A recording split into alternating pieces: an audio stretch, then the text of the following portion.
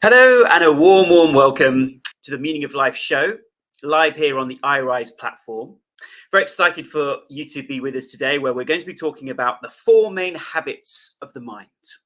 Yeah, we're going to be going deeper into and trying to understand what makes up our personality, what makes us who we are. And have you ever asked yourself that question? Who am I?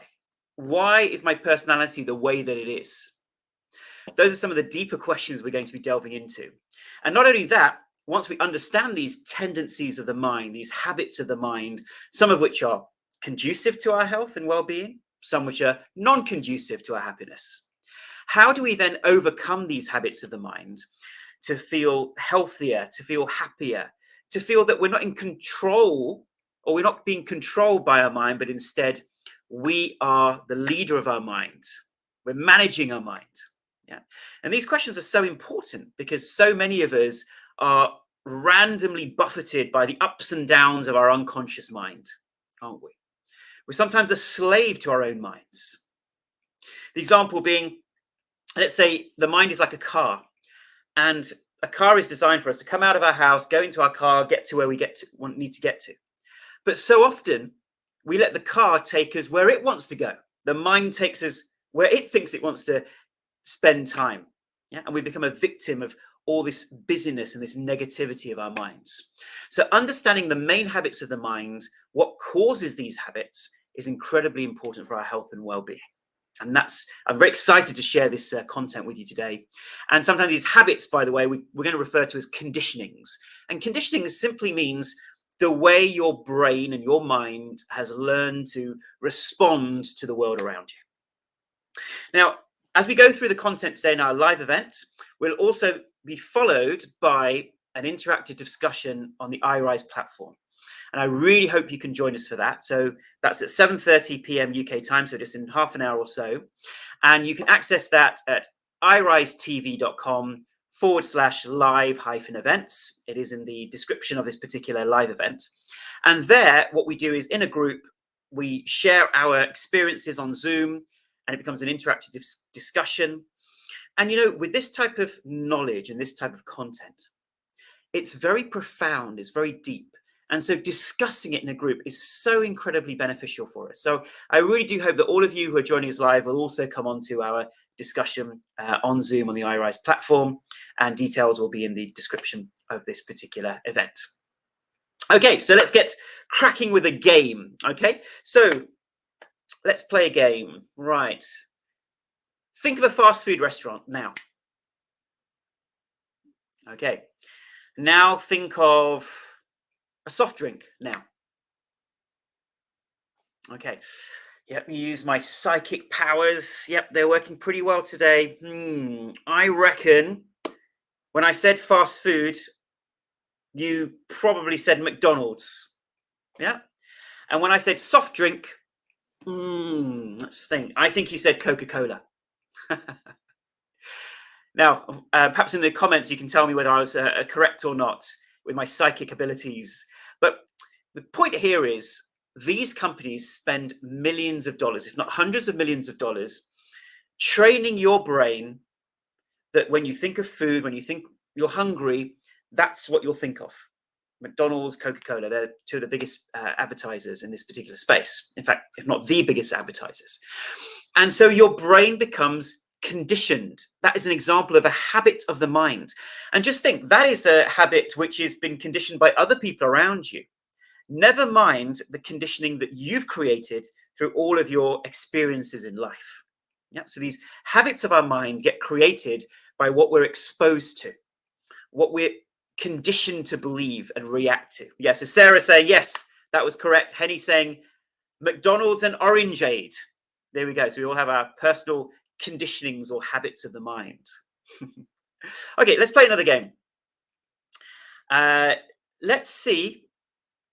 When you look at this picture, can you see what can you see? Can you see an old woman or a young woman in this particular picture?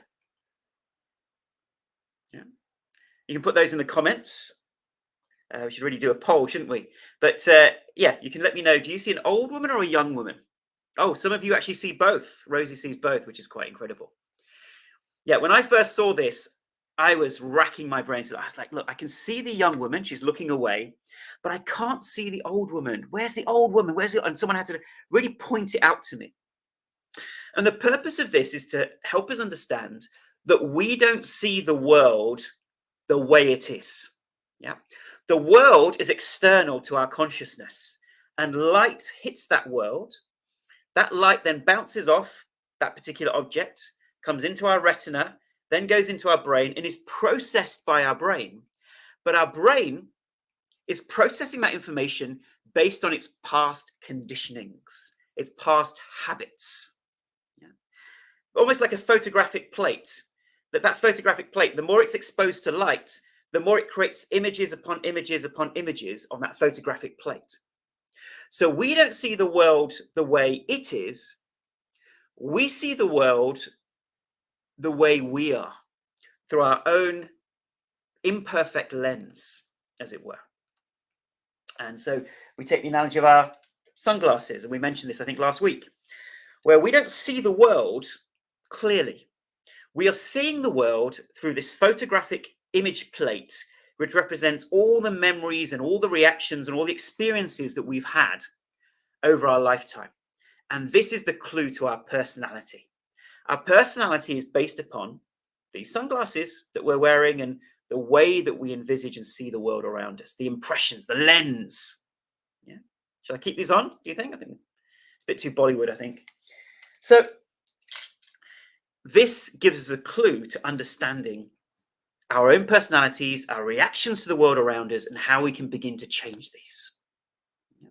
So as we're watching this today, I'd love for you to share this on social media. So please do share this stream, whether you're watching us on Facebook or YouTube or Twitter. If you'd like to share the stream on your own social media, that's great. So we can get this amazing bit of information out to people and tell people about the free event afterwards, which is our Meaning of Life discussion live on the iRise platform.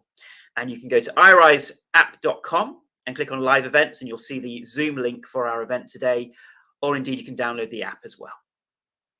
Okay, great. So we've been talking about these different impressions in the mind, and let's relate it now to what we've been talking about in the Meaning of Life experiment, over the last few weeks. And if you're new to all of this content, that's absolutely fine. I'm going to explain it from first principles anyway.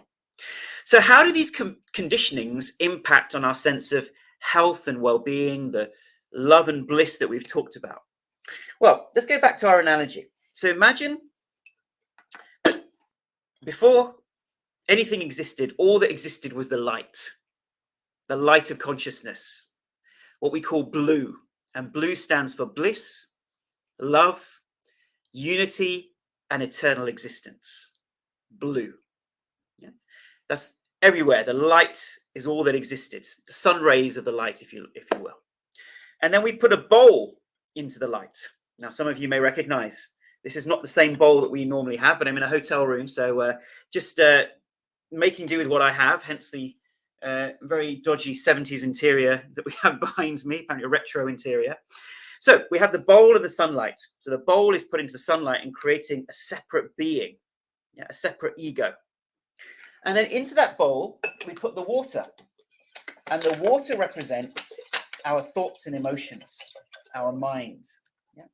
So now, before we were the light, and now we have these thoughts and emotions running around in our consciousness, which block the light.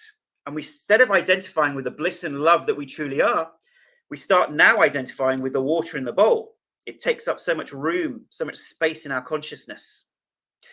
And then the habits of the mind, which we're talking about today, is like pouring this chocolate milk into, this is all I could find in this hotel room. So it's like pouring the chocolate milk into the water.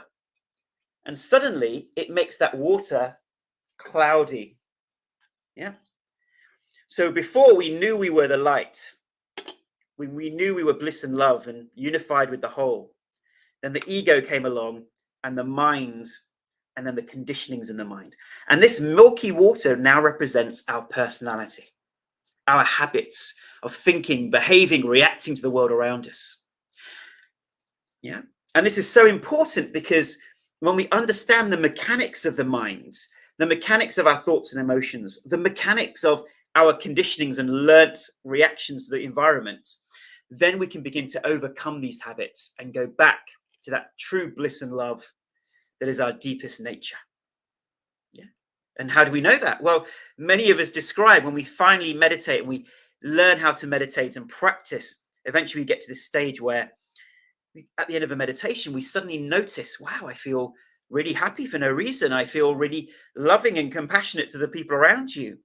I feel like I'm at one with the environment. And this obviously takes plenty of practice.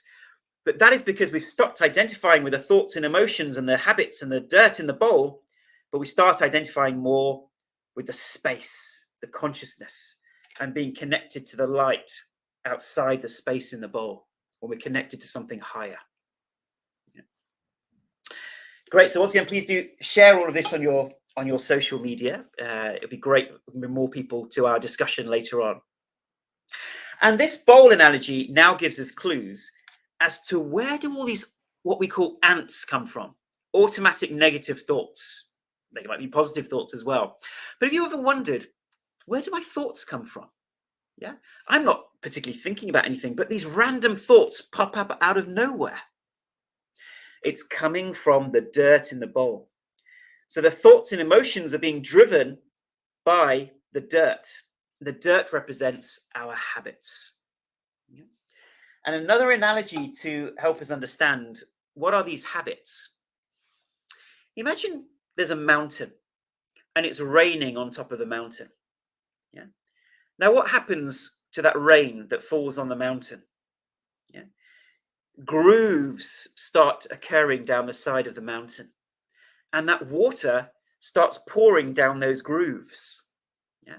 And the more water, which is our thought energy, that starts pouring down the side of the mountain, the deeper the grooves become. So they start forming rivers, and then those rivers form valleys. And then from then on, whenever there's any thought energy, whenever there's any rain on that mountain, the rain automatically goes down those thought channels. So our conditionings or habits are these thought channels. Yeah. Wherever the water is, as it falls onto the ground of your consciousness, it starts going down these channels, our automatic repetitive thoughts or automatic negative thoughts. And so many of our thoughts are exactly the same as they were the day before. Yeah, they say 80 to 90% of our thoughts are exactly the same ones that we had yesterday and the day before and the day before and the day before that. Right? And those particular thought channels then dictate our personality, which is made up of those thought channels. Yeah. So what we all have in common is the space, the bliss and the love, yeah, which is above the water and all around it. That is our common shared humanity. But what happens is this ego starts getting created, and these thoughts and emotions operate within that ego, being driven by our conditionings. And so conditionings often in modern psychological thought or modern spiritual thought, something that's often neglected, or we don't go deeper into that. And today I really want to help us understand that at a deeper level and share my understandings. Yeah. And so many of you know the work that I do with subpersonalities, don't you? Unfortunately, my puppets aren't here with me. I'm traveling at the moment, so I can't show you my puppets. But those puppets represent the subpersonalities, or the conditioned subpersonalities of the past. So let's take the example of one of the puppets that I have is the achiever puppet. And sometimes when we're younger and we're told that we are only lovable or good enough if we're achieving things, if we're doing well in life, then this little achiever puppet starts getting created so that we recognize that, right, if there's a situation or circumstance around us or a task that we've been given, our achiever comes forward and says, I must do this brilliantly and perfectly and really push to do it well. Because when I do, then I get love and attention when I do well at school. And so that subpersonality then gets created in the mind and then lingers into adulthood. And then that starts manifesting as overworking. Yeah. What we call the insecure overachiever, right? And so many of our thoughts and emotions start getting driven by the achiever. And something that the achiever is very prone to is comparison to others, thinking, oh, look at all those people, how successful, how famous, how rich they are. I'm not as good as they are. And that starts creating this churning of emotion. Yeah. That background negativity or despair about who we are is being driven by the groove in the mind. Another example of this would be how this often quoted idea in in psychology, around how the reactions that we've had to our parents, let's say if our parents were, or caregivers or teachers were particularly critical, or particularly harsh, or withdrew love, or showed conditional love rather than unconditional love, then we may crave love from our partners in a similar way to when we were a child and craved love from the people around us. So sometimes our partners in adult life are simply proxies for the love and attention that we did or didn't get as children. That, once again, is a groove in the mind, a groove down the mountainside. And literally, those are like grooves in the brain. They are connected neurons or packets of neurons that we call cell assemblies that become very stuck. We become stuck in a certain pattern or habit of thinking. And modern neuroplasticity research shows us that before, we used to think the brain was fixed. So whatever happened in the first 5 or 10 years of life, that was your destiny, and you're going to be like that for the rest of your life. But in fact, modern neuroplasticity research shows us that the brain is constantly changing and shifting and thinking new thoughts and forming new habitual patterns. Therefore, we are not a slave to our past. Okay, and that's very empowering. Now, why don't these conditionings disappear? Now, why doesn't the dirt just disappear from the bowl? This dirt that represents our habits blocks the light of sunlight, blocks us from realizing our true blissful, loving nature. This dirt continues to stay in the bowl for 3 reasons.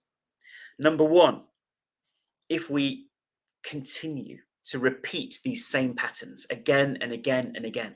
So if we just live unconsciously and navigate our lives unconsciously, then the mind keeps responding from its old habitual patterns. So there's that repetition which keeps the dirt in the bowl. The second one is emotion. So if we're not only are we repeating these reactions, but there's more and more emotion connected to it, then emotion keeps these things stuck in our mind. As an example, something that I've noticed a lot in the therapy room when I've treated many patients is if we are very much attached to this idea that we must blame people in our lives for what is happening to us, perhaps in childhood, perhaps in adult life, that blame, that anger towards people keeps us stuck with all our reactions and emotions. So going along the path of releasing and letting go can be so powerful, to release the emotion that's keeping these stuck habits in the bowl. And finally, ego. So when we operate continually from a space of what's in it for me, what about me, poor me? If we solely operate from that level, then we're not operating from the space of bliss and love. We're operating from these conditioned habits. So that also keeps the water stuck in the bowl. So when we operate from the self-centered or ego space, because that's not our true nature. So 3 things that keeps this water stuck: repetition, emotion, and ego. So now, how do we get rid of all this, all these conditionings that are blocking the light? Do we want to even let them go? Well, what are the 4 types of conditionings that we want to let go of? The first type of conditioning in the bowl, and isn't it amazing that our whole personality may be just based on 4 core conditionings or habits of the mind? The first one are our desires and resistances, things we want and things we don't want. So one person likes coffee, one person likes tea, one person doesn't like conflict, another person relishes conflict. Can you see how our personality is formed on the basis of the things we like and dislike? And the issue with these likes or dislikes is if these are strong likes and dislikes, it forms dirt in the bowl, because then we no longer flow and accept whatever happens in life. We say, no, I want this. I want this to be a certain way, that to be a certain way. And we become attached to those outcomes. Those are our desires and resistances. Resistances, I don't like this person. I hate this. I wish this would change. And the stronger those resistances, the more we block the light of consciousness of bliss and love, because we're no longer flowing with the rhythms of life. Instead, we're tight, we're tense, liking and disliking things in our environment and within us. Yeah, so that's the first type of conditioning. The second type of conditioning are our beliefs, our negative and positive beliefs about three things: about ourselves, about other people, and about life in general. So we gave the example of the achiever. Yeah, that would be an example of a belief. The belief is, if I achieve things, then good things happen to me and I get love and attention. That would be an example of a belief about yourself. Or if you have the cynical part, you'll have a belief about life. Oh, life's terrible. The world's a mess. There's nothing good happening in life. Yeah? These are all beliefs, repetitive beliefs that we just allow to fester in the mind. The third type of conditioning is what we call unresolved emotion. This is when we've been through past emotional experiences and we haven't processed that emotion. A classic example might be trauma, traumatic experiences, traumatic upbringings. That can keep the dirt in the bowl, and we want to cleanse that dirt through what we're going to come on to, which is how do we overcome these habits of the mind, the unresolved emotions. And fourthly, our habits of reacting and responding to people. Yeah. How many times do we think that, oh yeah, I'm really feeling good. I'm in a good space right now. I'm very calm and happy. And you then go and spend some time with somebody and your old reactions from years ago just come out of nowhere and you just can't help but react and respond, maybe emotionally, maybe angrily to this person. You think, God, why do I keep reacting like that? It's because you've got a stored habit in your mind, this dirt in the bowl that blocks your true nature. So the four types of conditionings. Number one, those desires and resistances. And those often are the strongest. Those are our attachments. Should be like this, shouldn't be like this. I like this, I hate this. That keeps us stuck. Yeah, when we're too deeply identified with our likes and dislikes.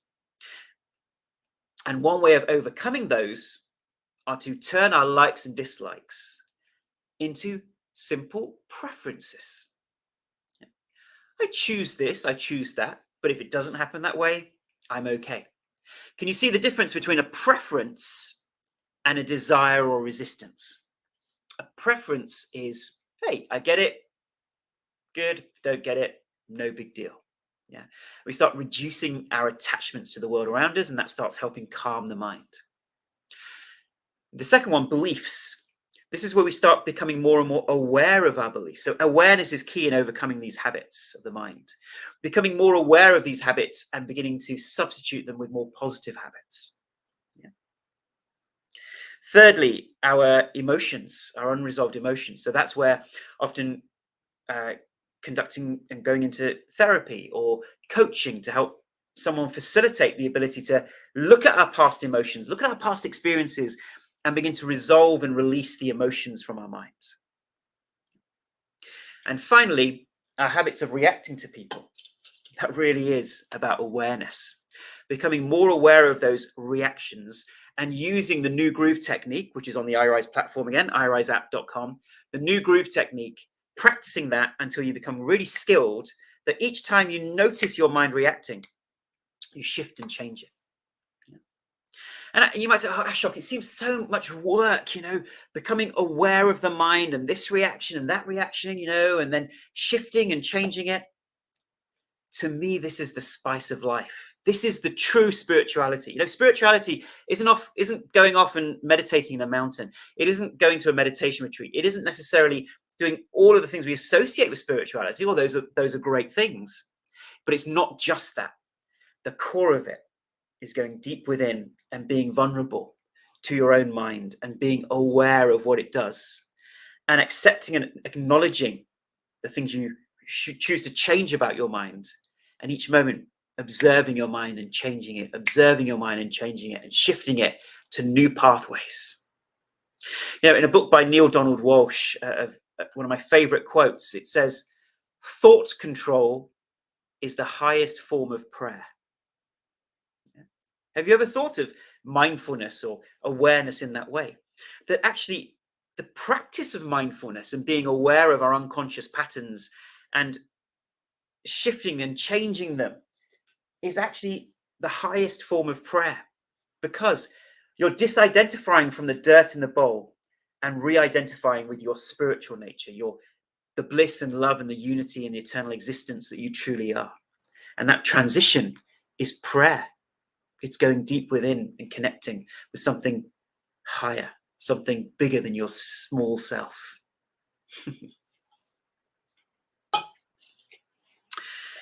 And in the time that we've got left, very briefly, I'll just show you a couple of diagrams that we choose to use in the Meaning of Life experiment in terms of how all of these things fit together. So on the left-hand side of this jigsaw puzzle, you have people and situations, the things that we react to. And people and situations, the external world, enter into your mind and intellect. So the mind is the bowl, the thoughts and emotions in the bowl. And these conditionings, as you can see, this jigsaw puzzle piece underneath, the 4 types of conditionings, or the 4 grooves, impact on the way that the mind and intellect responds.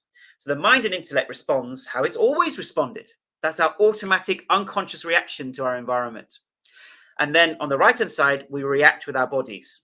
That's the things that we say, the actions that we take, the behaviors we engage in. And then those actions in the yellow jigsaw piece then either reduce or reinforce our conditionings.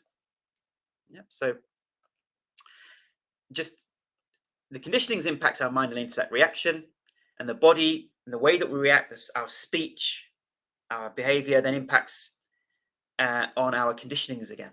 And then our conditionings can be shifted by our self-effort.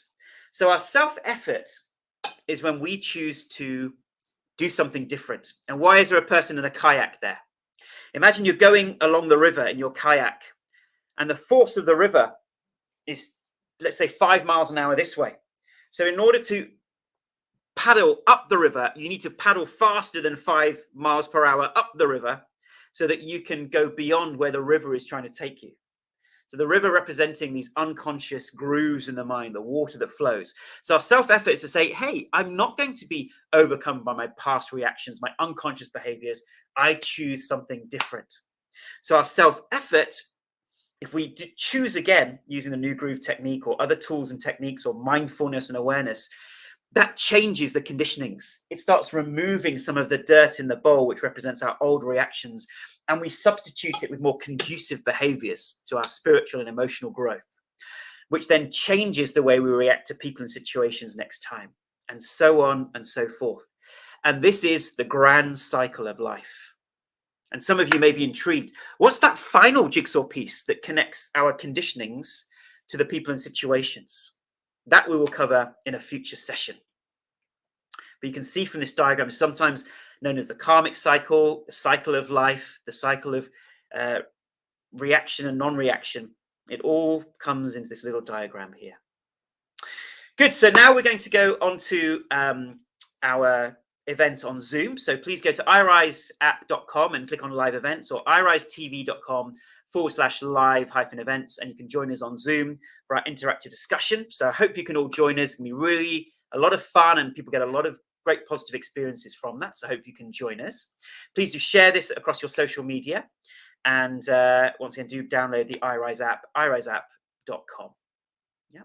Just a couple of events I want to let you know about. So coming up this Friday, we have laughter yoga at 6 p.m. on Friday evening. Hope you join us for that. It's a great way of experiencing that. And then on Tuesday, the 8th of March, we'll be having our International Women's Day. Yeah. And on that day, we're having a panel discussion once again on the iRise platform. So if someone can just share the Zoom link in here. Otherwise, you can go to iriseapp.com and you will click on live events and you'll see the Zoom link there. Okay. So thank you for watching, and we'll see you next time, next Wednesday. Thank you and goodbye.